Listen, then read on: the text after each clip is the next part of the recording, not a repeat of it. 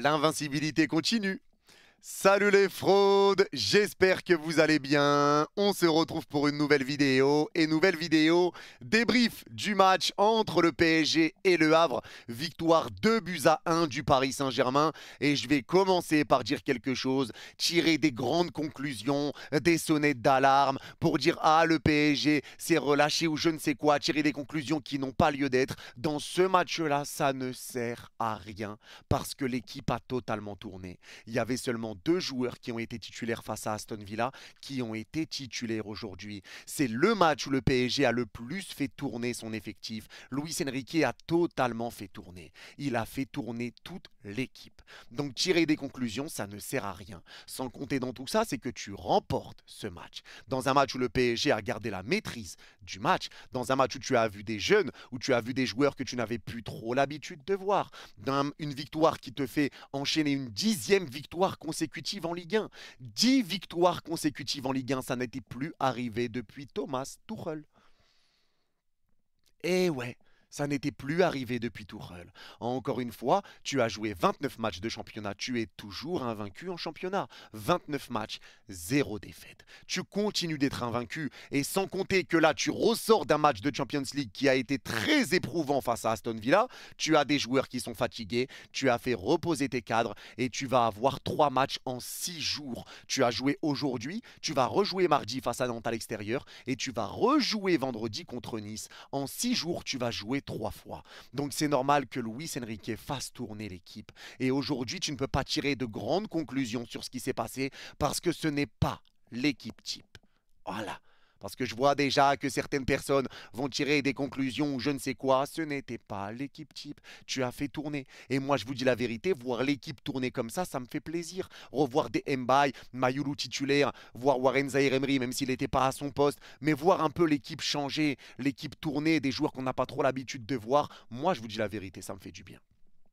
Et je prends du plaisir quand je vois des choses comme ça. Et pour moi, malgré tout ça, une fois que ça s'est dit, je trouve que le PSG aujourd'hui a géré son match. Ça n'a pas été un PSG qui a tout mis en place pour essayer de tabasser le Havre, mais c'est un PSG qui s'est géré. Et un PSG qui n'a pas eu besoin de forcer son talent pour venir à bout de cette équipe havraise. C'est une équipe du PSG en première mi-temps qui gardait le ballon. On était tranquille. Le pressing havrais servait à rien. On arrivait à ressortir le ballon proprement. On ne se précipitait pas. On était calme. On mettait des longs ballons pour essayer d'alerter Barcola qui était très souvent seul sur le côté. Mais c'était un PSG qui était dans une gestion et qui n'a pas eu besoin de forcer son talent pour venir à bout de cette équipe. Tout simplement. C'est un PSG, c'est comme si on était dans un match amical, un match de préparation. C'est un PSG qui était au calme. C'est un PSG qui était tranquille. Un PSG qui était chill. Juste une équipe chill qui veut rester invaincue. Voilà ce qui s'est passé ce soir. C'est une équipe du PSG qui a géré son match. Et en première mi-temps, tu mènes 1-0. Tu as énormément d'occasions pour aller mettre le deuxième. Mais tu tombes encore sur un énorme gardien. Il a fait un énorme match, encore une fois, le gardien havrais. Et là, c'est vrai qu'à chaque fois qu'on affronte des gardiens, il se transforme en Neuer Prime. Mais tu as eu des occasions pour tuer le match. Et en première mi-temps, le Havre n'a pas été dangereux. Ils ont eu une situation où le joueur, je crois, je ne sais plus qui c'était, hésite entre tirer ou centrer. Et c'est capté par Savonov. Mais sinon, il n'y a pas eu de dangereux, il n'y a pas eu de danger. C'était un PSG qui a été vraiment calme et qui s'est tranquillement géré. En deuxième mi-temps, tu mets ce deuxième but, donc forcément c'est là où tu rentres dans un moment où le PSG commence à un petit peu lever le pied, mais c'est normal, tu mènes 2-0, tu es champion de France, tu sais que tu n'es pas réellement inquiété, le Havre va réduire l'écart, mais derrière, il n'y a toujours pas eu énormément de danger pour le Havre. J'ai pas de souvenir à 2-1 d'avoir stressé sur une occasion. C'est un PSG qui s'est géré et au fur et à mesure que les changements ont été faits, on s'est recréé des situations, on a été dangereux, on était beaucoup plus proche du 3-1 que du 2-2. Voilà, ça aussi c'est une réalité, il faut le dire, malgré le fait que l'équipe est tournée. Donc un PSG qui s'est géré, c'est le PSG qui dictait un petit peu le tempo du match, c'est le PSG qui était un petit peu au petit trot, c'est un PSG qui se gérait, des petites passes latérales, on prenait le temps, on n'allait pas trop vite vers l'avant, on revenait derrière et on ralentissait un petit peu le jeu, on essayait un petit peu d'endormir le match et d'un coup tu poussais. Parce qu'à chaque fois que le PSG poussait, ben là le Havre avait du mal, ils ont eu du mal. Donc c'est un PSG qui était au petit trot et qui s'est géré. Maintenant sur ce match, moi il y a des choses et des joueurs notamment que j'ai beaucoup aimé et je vais commencer par l'attaque et je vais commencer par Bradley Barcola. Parce que Bradley Barcola, j'ai l'impression, il fait des bonnes choses avec le PSG, mais comme il y a des joueurs qui sont beaucoup plus, on va dire, médiatiques ou des joueurs qui vont faire des meilleures choses sur le terrain que lui, par exemple, Barcola va faire un bon match, mais Doué va faire un meilleur match, ou Barcola va faire un bon match, mais Gvara va faire un meilleur match. On parle plus beaucoup de Barcola. Mais Barcola, aujourd'hui, je suis désolé, pour moi, c'est un bon match. J'ai vu des gens me dire que Barcola n'a pas été bon, mais Barcola est au départ des deux buts. Passeur décisif sur le premier but et passeur du passeur sur le deuxième but. Barcola, aujourd'hui, a été très disponible sur le côté. Il a ramené du danger. Il a été bon par sa percussion. Il a été bon de par sa vitesse. Il a bien combiné avec Désiré Doué. Les deux là s'entendent très très bien et aiment bien combiner ensemble. Aujourd'hui, pour moi, ça a été un bon match de Bradley Barcola. Encore une fois, passeur décisif. C'est sa 15e passe décisive, je crois, depuis le début d'année 2025. Meilleur passeur de Ligue 1 et meilleur passeur de l'année 2025. Barcola, pour moi, a fait un bon match. Il a été vraiment bon, disponible, il fait du bien et c'est important de le dire, c'est important de le rappeler. Parce qu'après, on va croire que Barcola, je ne sais quoi, il est mauvais ou autre. Non, Barcola est bon. Et Barcola a été bon pour moi ce soir. En numéro 9, Gonzalo Ramos. Ça a été un Gonzalo Ramos qui a été buteur. C'est lui qui met le deuxième but. Mais un Gonzalo Ramos qui a eu beaucoup de situations qu'il a ratées, des contrôles ratés alors qu'il est dans une bonne position de frappe, des mésententes des fois quand il laisse passer le ballon entre ses jambes, tout ça. Il y a eu un petit match un peu compliqué pour Ramos, mais ce but va lui faire du bien. Clairement pas le meilleur match de Ramos. Ça a été compliqué pour lui, mais il a quand même pesé sur les défenses pour libérer de l'espace sur les côtés. Mais c'est un pur numéro 9, Gonzalo Ramos. Donc forcément, il faut le trouver dans la surface. Et ça n'a pas été grandement fait aujourd'hui, mais il a eu des situations qu'il a gâchées. Et le problème qui se pose avec Ramos, il est là quand il est titulaire. Il rate quand même pas mal de situations, mais il a été quand même buteur. Et ça peut lui faire du bien. De toute façon, on sait que Ramos n'est pas un titulaire dans cette équipe. Sur le côté droit, et ben forcément, on va parler du bon vieux Désiré Doué.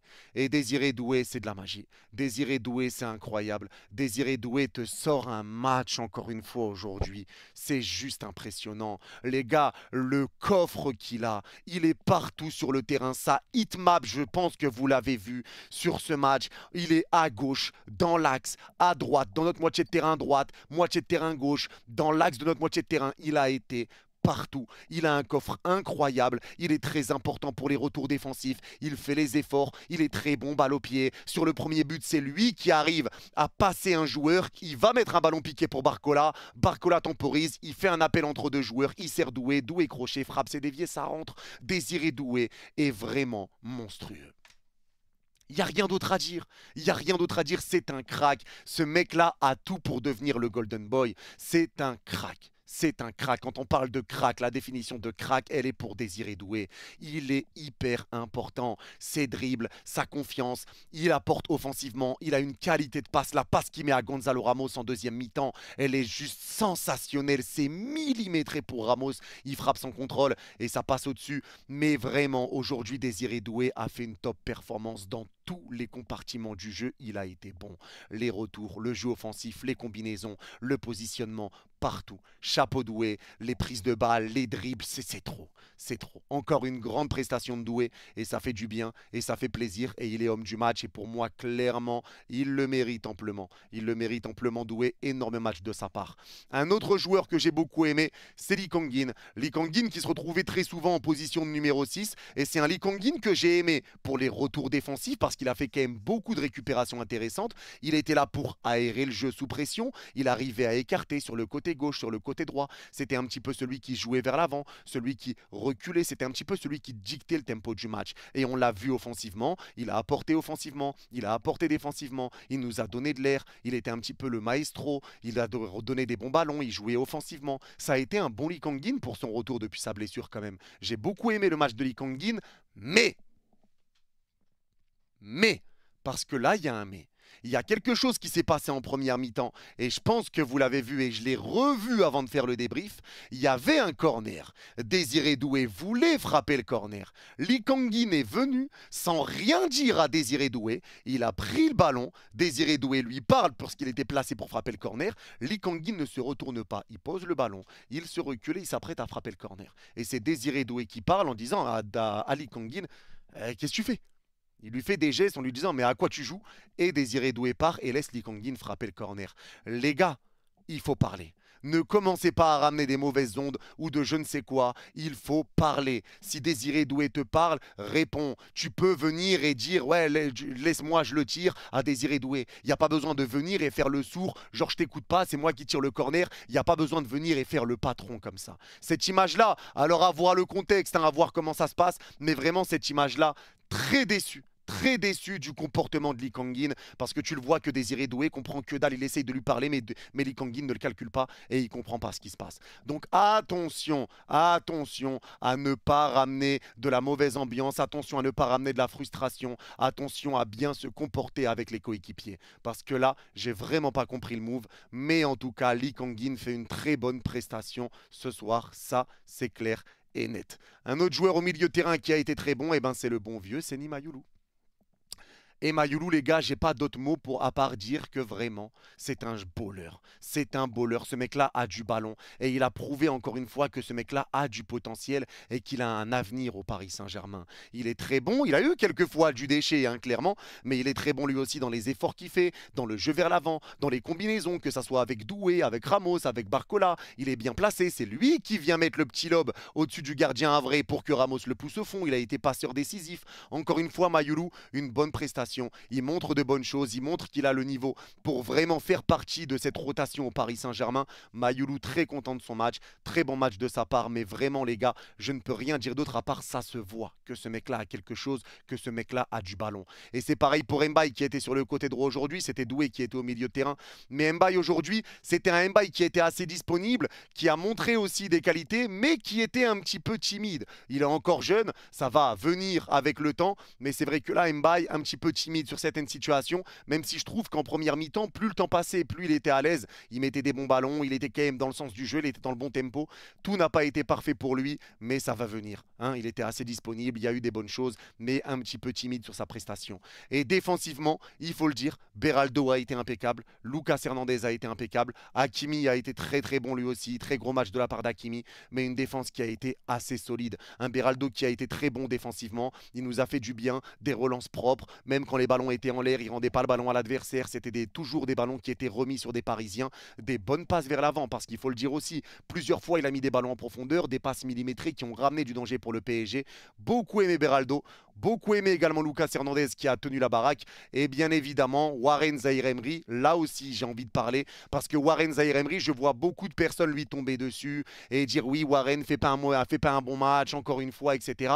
Les gars, il y a des choses à prendre en compte avec Warren. C'est que premièrement, il est revenu de blessure. Fabian Ruiz est devenu exceptionnel entre-temps et Fabian Ruiz s'est imposé comme un titulaire au Paris Saint-Germain.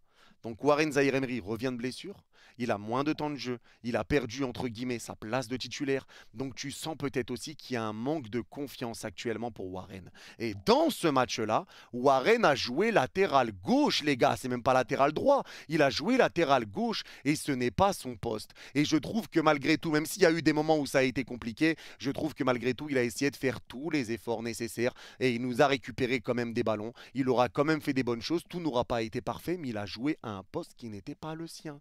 Ça aussi, il faut le rappeler. Il a joué à un poste qui n'était pas le sien. Il y en a qui te parlent même du salaire de Warren à 950 000 € ou je ne sais quoi, du fait que c'est le 5e salaire du club. Mais les gars, il faut rappeler quelque chose. Au moment où Warren prolonge, Warren est pisté par des équipes comme Manchester City. Warren est titulaire avec le PSG. Warren a fait de bonnes choses avec le PSG. Buteur contre Dortmund. Ce qui te sauve de l'Europa League et te qualifie en Champions League, c'est lui qui vient égaliser contre Dortmund au retour en phase de poule la saison dernière. Il a quand même fait des choses importantes. Il était dans cet effectif.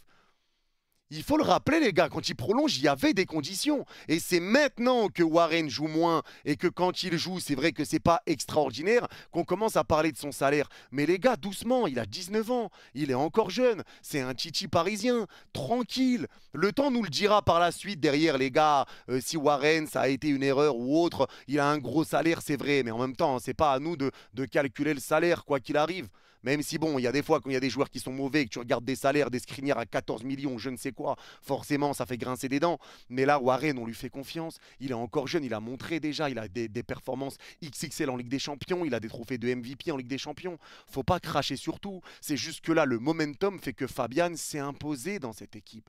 tout simplement. Mais c'est pas pour autant qu'il faut cracher sur les autres joueurs. Et moi, je suis dans le train Warren Zaïre-Emery et je lui fais confiance. On aura besoin de tout le monde. Et Lucas Hernandez l'a dit après le match en conférence de presse, tout le monde est impliqué. Tout le monde va dans le même sens. Il n'y a pas que 11 joueurs, toute l'équipe est impliquée. Donc tu profites du temps de jeu quand tu en as, tu joues et tu sais que tu auras des minutes, tu sais que Luis Enrique veut mettre tout le monde dans le même train, que tout le monde soit concerné et c'est ce qu'il a fait. Tout le monde est concerné par ce PSG. C'est juste que là le momentum est pour Fabian Ruiz parce que Fabian Ruiz est excellent ces derniers temps. Donc compliqué de sortir Fabian alors qu'il est excellent pour remettre Warren. Et ça c'est logique. Le temps nous le dira les gars, ça sert à rien de mal parler comme ça pour Warren alors qu'il a que 19 ans et que ça va évoluer. Maintenant c'est vrai que son match n'a pas été extraordinaire mais il a joué latéral gauche. Pardon. Je le rappelle encore une fois. Donc mollo mollo. Mais aujourd'hui, encore une fois, ça aussi je le redis, mais ça sert à rien de tirer de grandes conclusions, de dire ah mais si on joue comme ça, ah mais encore une fois on s'est relâché. Tout le monde a soufflé.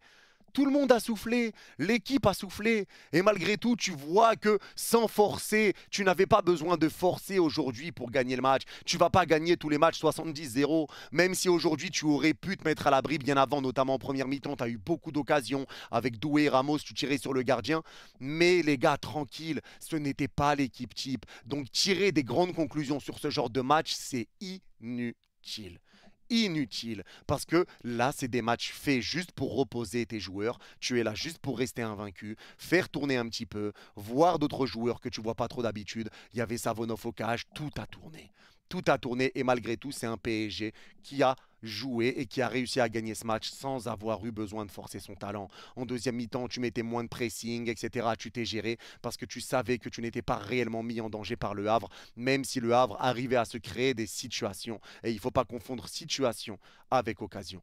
En tout cas, moi ce soir, je suis quand même content du Paris Saint-Germain. 10 victoires de suite en Ligue 1. On reste toujours invaincu en Ligue 1. C'était l'essentiel. Tu as fait reposer tes cadres. Maintenant, tu vas aller jouer Nantes à l'extérieur qui va être un match capital parce que Nantes veut arrêter notre série d'invincibilité parce que c'est eux qui ont le record d'invincibilité en Ligue 1. Et ce match contre Nantes va être important pour une deuxième chose. On peut prendre le record de l'AC Milan. On est égalité avec eux pour le nombre de victoires à l'extérieur sans défaite. Enfin, pour le nombre de matchs sans défaite à l'extérieur. On est égalité avec Milan. On peut prendre seul l'avance sur ce record. Donc match important, derrière tu vas jouer Nice, après arrivera Arsenal. Donc c'est bien que Luis Enrique fasse rentrer un petit peu les titulaires petit à petit, doucement, doucement mais sûrement. Et en tout cas aujourd'hui, content du résultat, content de ce qui s'est passé, malgré le fait que tu avais tourné, que tu as fait tourner tout ton effectif, tu remportes ce match. Et l'essentiel il est là. En tout cas, c'est tout pour cette vidéo. N'hésitez pas à me dire en commentaire si vous êtes d'accord ou pas d'accord avec moi. Et pour ceux qui ont regardé cette vidéo jusqu'au bout, n'hésitez pas à mettre Malteser en commentaire et je comprendrai que vous l'avez vu jusqu'au bout. Prenez soin de vous. Vous êtes les GOAT. Et encore et toujours, et pour la vie. Allez Paris. Bye bye.